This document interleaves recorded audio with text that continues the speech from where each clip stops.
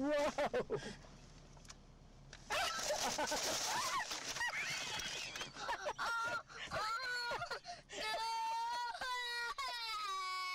Put your head in the window, zebra. No, Mom, we don't want any heads in the windows. Okay, that's